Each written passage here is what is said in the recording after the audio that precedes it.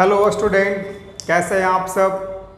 अच्छे से हैं? पढ़ाई लिखाई आप लोगों की हो रही है? चलिए कोई बात नहीं, ठीक है। तो आज आप लोगों के लिए मैं लेकर आया हूँ relation between electric field and potential का सेकंड लेक्चर, ठीक है। लास्ट लेक्चर में आप लोग को याद होगा, मैंने आप लोग को पढ़ाया था कि जब इलेक्ट्रिक फील्ड यूनिफॉर्म होगा, ठीक है। और आज हम लोग देखते हैं कि जब इलेक्ट्रिक फील्ड नॉन यूनिफॉर्म है, यानी कि हर जगह वो वैरी कर रहा है, हर जगह वैरी कर रहा है, एक समान कहीं नहीं है ना। तो वैसे केस में relation between electric field and potential क्या होता है, ठीक है। तो आज का हेडिंग आप लोग लिख लीजिएगा, है ना। केस 2 है मेरा, ठीक है ना, जिसमें हम पढ़ेंगे जब इलेक्ट्रिक फील्ड जो है वो नॉन यूनिफॉर्म होगा, ठीक है। तो देखिए, मान लीजिए कि इस तरह से यहाँ पे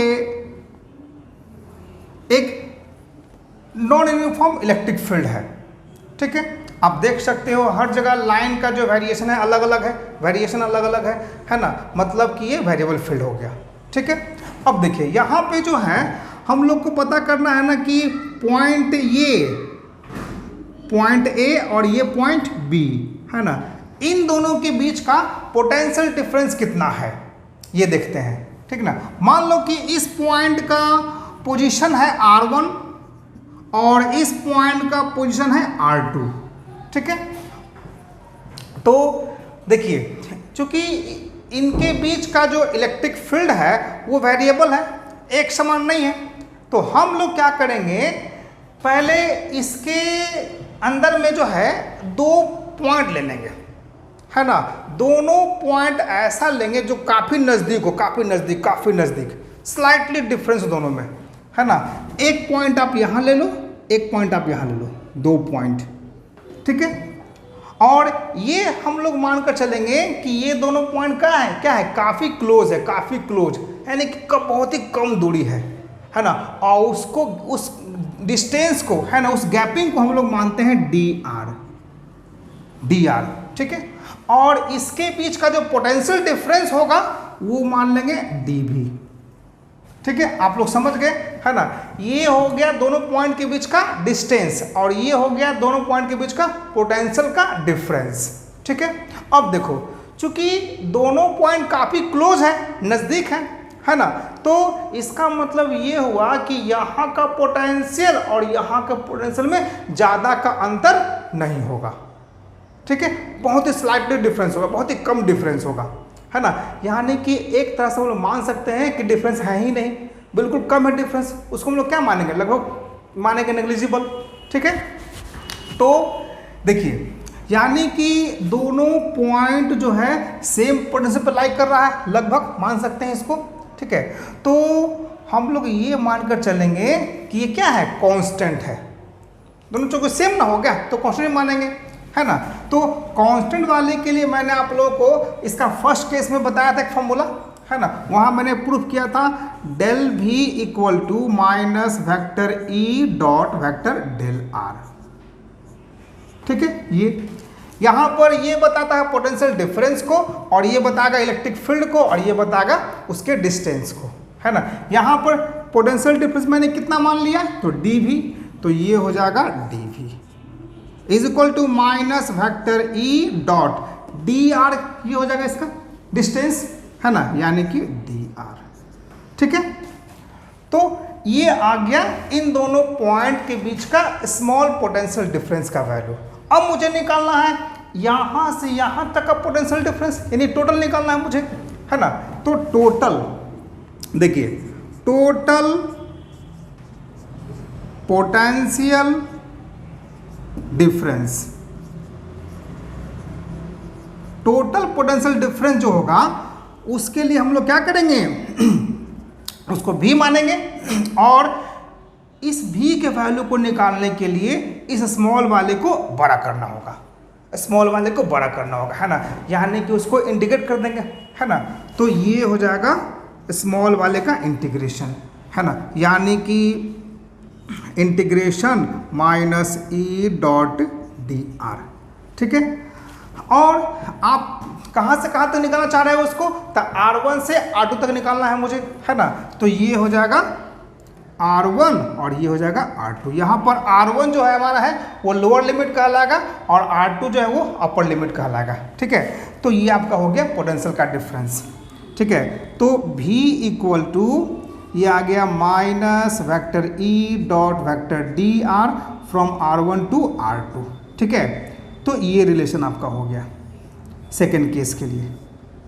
ठीक है, और ये जो फार्मूला आपका हमने यहाँ पर दिखाया है ना, ये फार्मूला ऑलवेज एप्लीकेबल है। ये बेसिक फार्मूला है, बेसिक है ना, ये ऑलवेज एप्लीकेबल। आप इसको कहीं भी लगा सकते हो। ठीक है, चलिए आप यहाँ तक इसको नोट कर लीजिए। ठीक ना, चलिए आप लोग नोट कर लिए। देखिए अब हम लोग क्या करेंगे ना, इसी एक्सप्रेशन को आगे भी एक्सपैंड करेंगे, है ना, ताकि आप लोग को पता चल जाए कि न्यूमेरिकल कैसे कैसे बनाना है। ठीक है, चलिए देखिए इसमें आप लोग देख रहे हो कि यहाँ पर वेक्टर E जो है और वेक्टर DR है ना, ये दोनों जो है इलेक्ट्रिक फील्ड और ये डिस्प्लेसमेंट हो गया, ये डिस्टेंस को है ना, तो इसका वैल्यू है ना ये दिया रहेगा x, y एंड z के फॉर्म में, है ना, यानी कि वेक्टर के फॉर्म में दिया रहेगा और ये भी दिया रहेगा वेक्टर के फॉर्म में। ठीक है, जैसे देखो ऐसे इसके जगह पे हो सकता है vector E equal to EXI plus EYJ plus EZK। फिर R के जगह पे ये हो सकता है XI plus YJ plus ZK।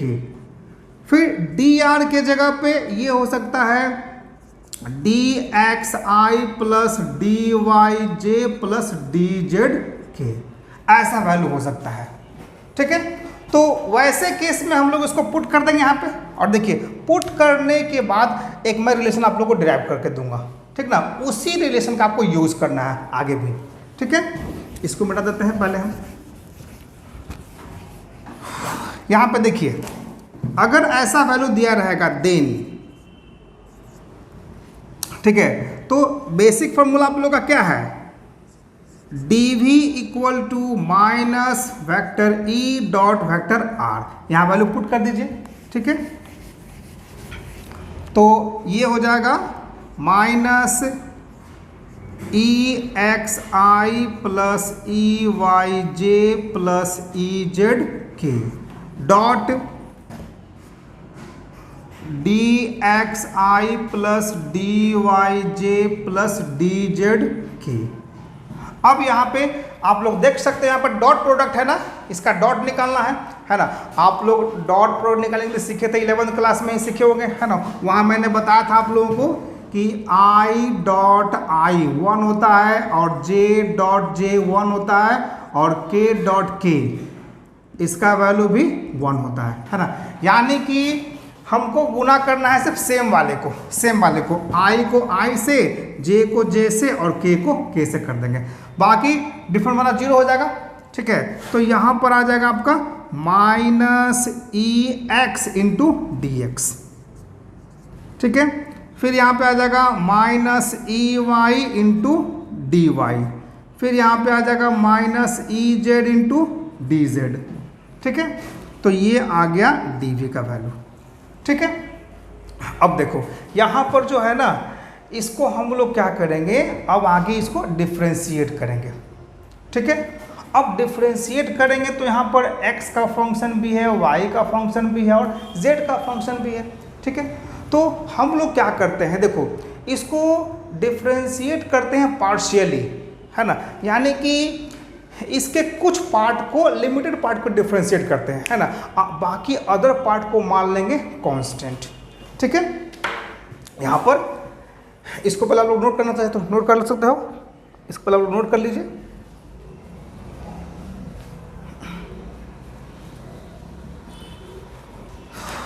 मैं मिटाऊं इसको, देखिए यहाँ पर जो है इसको हम लोग डिफ्रेंशिएट करेंगे पार्शियली, है ना, पहले करेंगे x के रिस्पेक्ट में। ठीक है, तो लिख देते हैं partially differentiating partially differentiating both side with respect to x। यहां पर जो है हम लोग इसको डिफ्रेंशिएट करेंगे पहले x के रिस्पेक्ट में, ठीक है। x के रिस्पेक्ट में डिफ्रेंशिएट करने का मतलब ये होता है कि बाकी जो बचा आपका y और z उसको मान लेंगे कांस्टेंट, ठीक है। यहां पर याद रखिएगा keeping y and z constant, क्या रखेंगे तो y और z को कांस्टेंट रखेंगे, ठीक है। तो अब देखो y और z जब कांस्टेंट हो गया है ना, यानी कि उसमें कोई वेरिएशन नहीं हो रहा है, कोई चेंजिंग नहीं हो रहा है, तो हम लोग कह सकते हैं कि चेंज इन y कितना हो गया 0 और चेंज इन z कितना हो गया वो भी 0 हो गया, ठीक है। तो अब इसको डिफ्रेंशिएट करेंगे तो ये लिखा जाएगा, देखो यहाँ पर पार्शियली डिफ्रेंशिएट में जो है ना उसका थोड़ा सा लिखने का तरीका बदल जाता है ना। हम लोग उसको डिफ्रेंशिएट करेंगे ना तो लिख देंगे इस वजह से, ये dv है ना तो वो लिखा जाएगा डेल v, ठीक है, डेल v।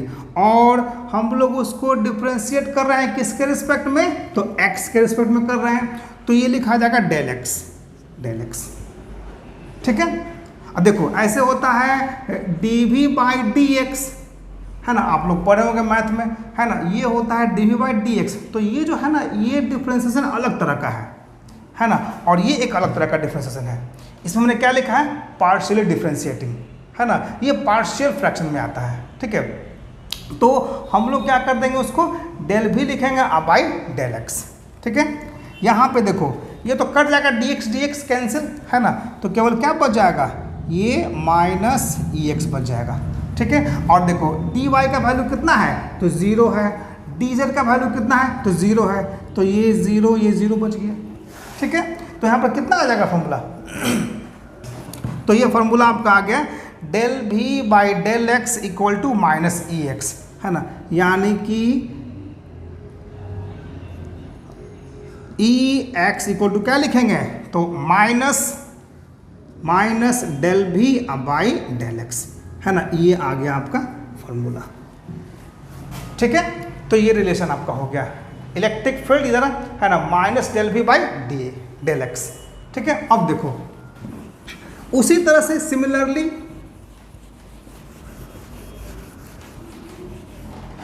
सिमिलरली हम लोग जो है इसको अगर ये y के रिस्पेक्ट में डिफरेंशिएट करें और z के रिस्पेक्ट में डिफरेंशिएट करेंगे, है ना, तो क्या मिलेगा सिमिलरली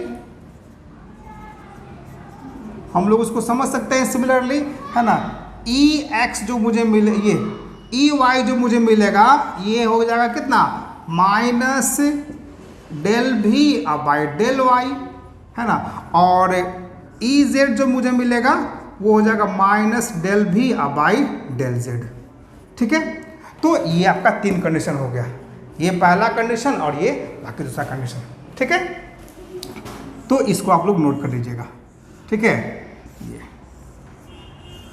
ध्यान रखना है इसमें हमने y के में किया ना, मतलब कि यहाँ पर x और z कांस्टेंट है, यहाँ पर x और z ये दोनों कांस्टेंट है इस केस में, ठीक है। और इस केस में y एंड x, है ना, ये दोनों कांस्टेंट हो गया, ठीक है। आप लोग इसको लिख लीजिए।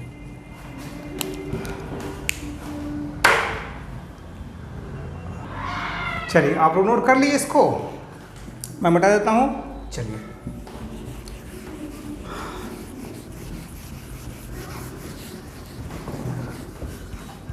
तो देखिए इसके बाद आप लोग समझ लो, है ना, यहाँ पर पार्शियल डिफरेंशिएशन का यूज कब करना है ना, और नॉर्मल का कब यूज करना है, ठीक है। तो देखिए जब इलेक्ट्रिक फील्ड रहेगा वेरिएबल, है ना, तो हम लोग यूज कर लेंगे वेरिएबल, मतलब कि अगर इलेक्ट्रिक फील्ड रहेगा तीनों कंपोनेंट में दिया हुआ, तीनों कंपोनेंट में, है ना, x y एंड z, तब वहाँ पर यूज करेंगे हम लोग पार्शियल का।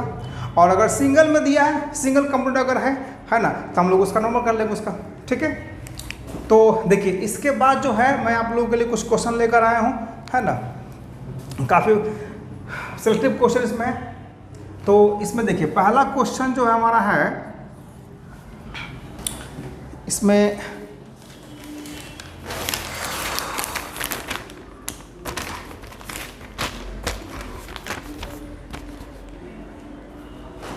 है the electric potential,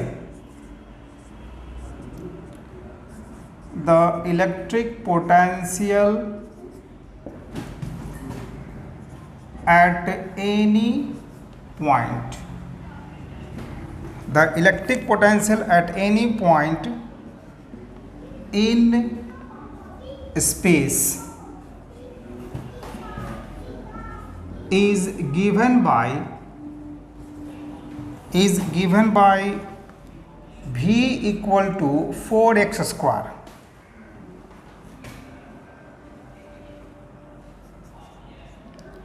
Then electric field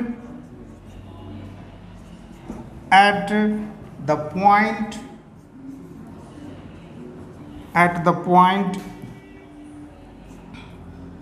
102 is option इसका दिया हुआ है -8i प्लस 8i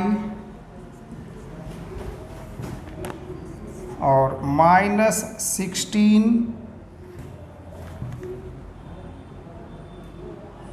और d 8√5। ठीक है, चलिए देखिए क्वेश्चन मैं समझा देता हूँ। इसमें क्वेश्चन में जो है इलेक्ट्रिक पोटेंशियल दिया हुआ है ना, कितना V equal to 4x square, है ना। तो आपसे पूछ रहा है कि फील्ड कितना होगा। पॉइंट क्या दिया हुआ है 102, है ना, उस पॉइंट पे फील्ड कितना होगा। आप यहाँ देख सकते हो पोटेंशियल जो है वो सिंगल कंपोनेंट के रूप में है, यहाँ पर y और z नहीं है ना। तो मुझे पार्शियल का यूज़ नहीं करना है, सिंपल डेरिवेटिव का यूज़ करना है। ठीक है, चलिए तो उसको आप लोग ट्राई कीजिए, वीडियो को पॉज करके ट्राई कर सकते हैं आप लोग।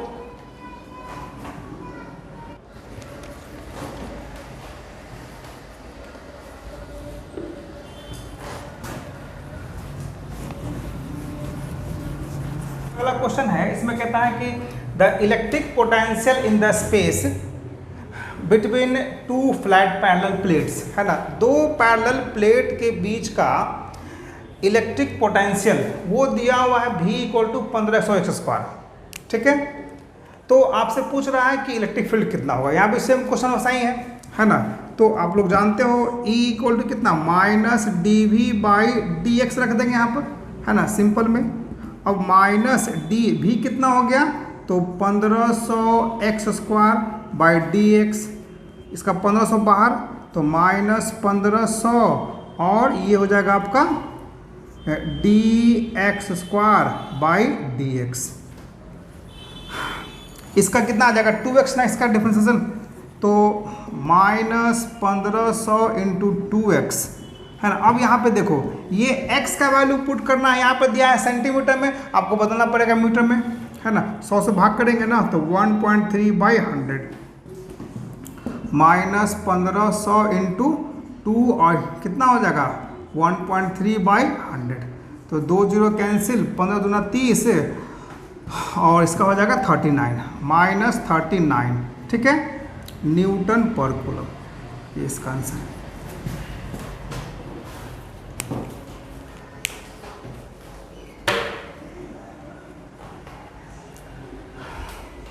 आप लोग इसको नोट कर लीजिए। ठीक है,